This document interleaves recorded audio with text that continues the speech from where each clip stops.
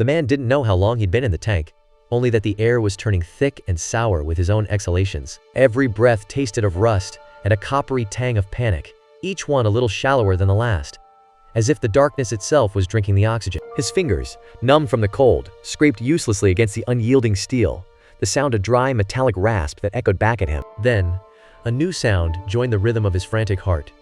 A slow, methodical drip of water from somewhere above, each drop a cold, precise punctuation to his dwindling time. The air grew heavy, a physical weight on his chest, smelling now of stale mildew and the sharp, electric scent of ozone that precedes a storm. A primal dread took hold, the kind that freezes the lungs and turns thought to static, as he realized the most horrifying truth. He wasn't just running out of air. Something in the tank with him was breathing it first. For one, more. Day, dark, murky water swirled with sediment, carrying the metallic tang of rust. A sliver of pale light cut through the gloom, illuminating a corroded steel surface above. A trembling hand, pale as bone, rose through the murk to brush against the cold metal. This is not a story about a shipwreck. He found himself buried at the bottom of the ocean, inside a steel coffin, with only a 4-inch pocket of air between him and a drowning death. For 7 days, he lived in that pocket, and what he did to survive will change how you think about the human mind forever. This is his story. 2 weeks before the nightmare, the Ocean Spirit was just another workhorse of the Atlantic, a coastal freighter hauling goods from Galveston, Texas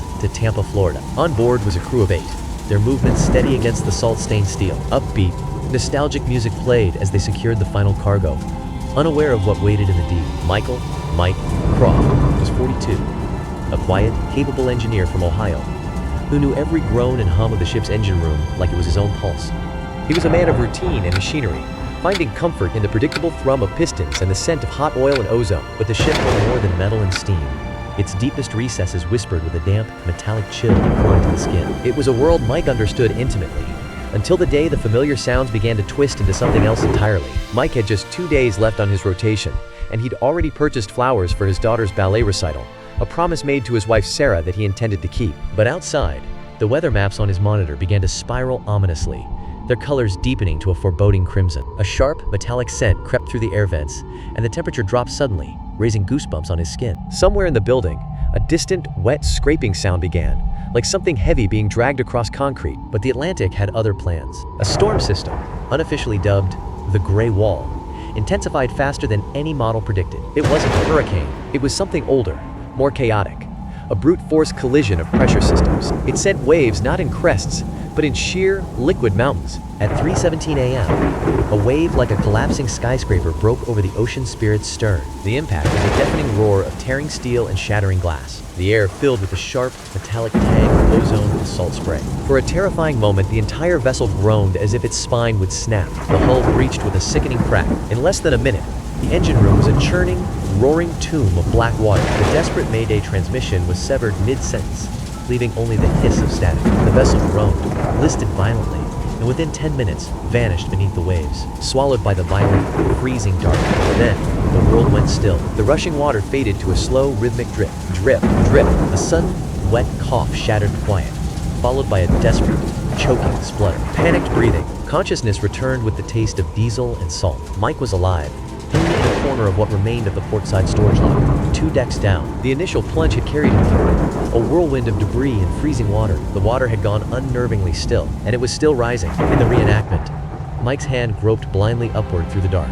His fingertips didn't find more water. They brushed against something solid and cold, wet metal. He lifted his head toward the ceiling and drew a ragged breath. He wasn't fully underwater. By some geometric miracle, a section of the ceiling had buckled inward. It formed a tiny, inverted cavity of air, no larger than a carry-on suitcase. The air inside carried the metallic scent of rust and the damp chill of trapped moisture. 4, maybe 5 inches of frigid water.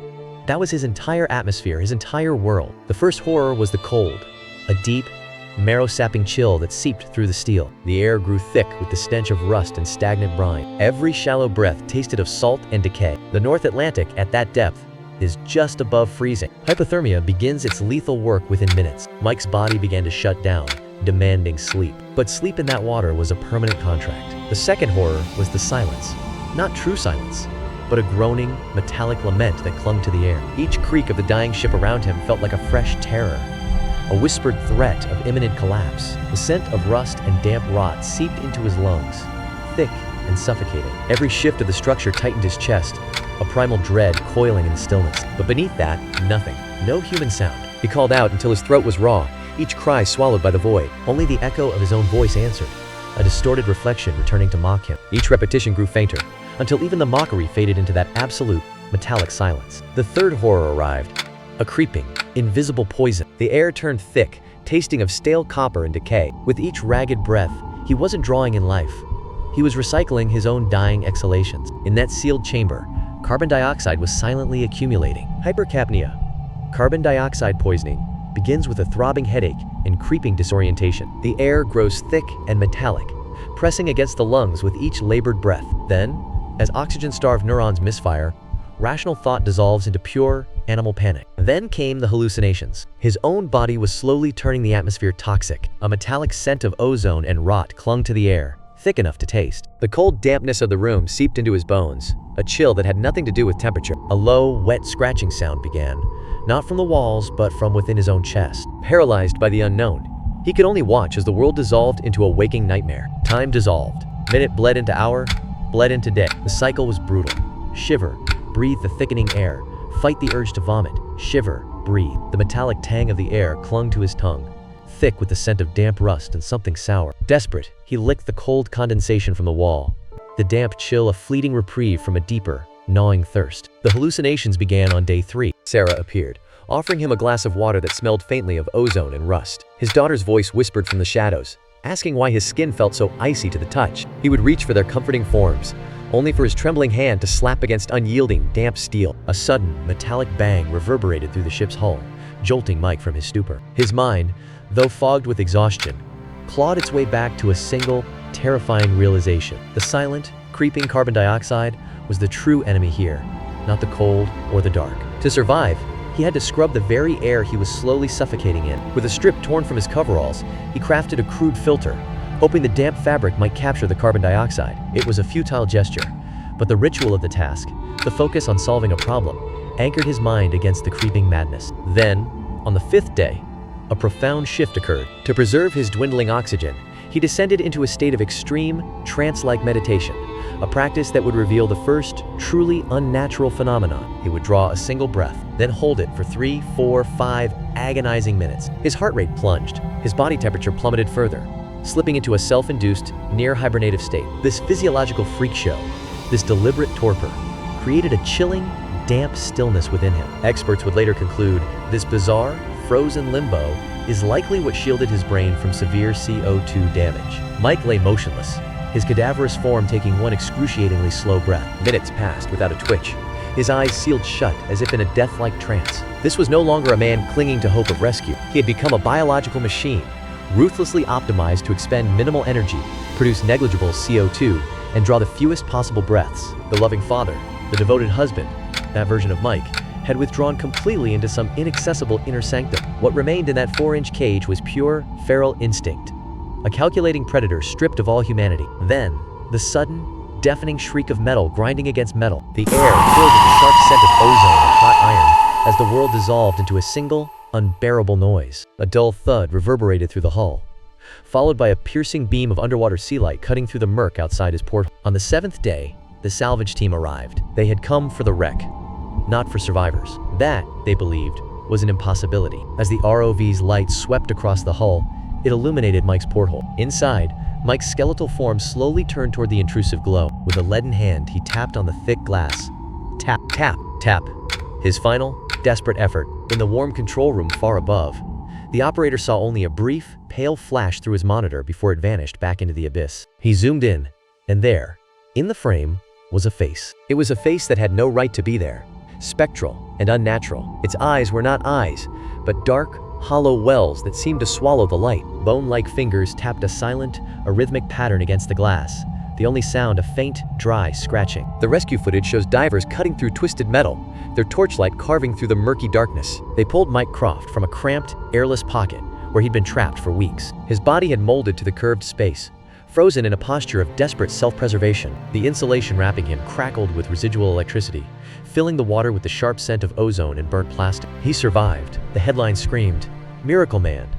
But the medical reports whispered a darker truth. His body was a battlefield. Severe hypothermia had frozen him to his core. Extreme dehydration had turned his veins to dust. Kidney failure poisoned him from within, while hypercapnia, a toxic fog of carbon dioxide in his blood, unspooled his mind into psychosis. Against all this, he lived, a fact more unsettling than any death. He returned to Sarah years later, an older man now sitting in the sunroom's pale light. The memory of his daughter dancing surfaced, sharp and unbidden. A faint scent of ozone and old wood lingered in the still air. The quiet held a weight that pressed against his chest, heavy with unspoken years. Mike stands motionless at the window, his gaze fixed on the darkness beyond. This is the story's true, haunting conclusion. Those who survive profound isolation often return altered. Mike reclaimed his body, but a piece of that feral, calculating creature remained inside him. He is quieter now than ever before, capable of sitting perfectly still for hours.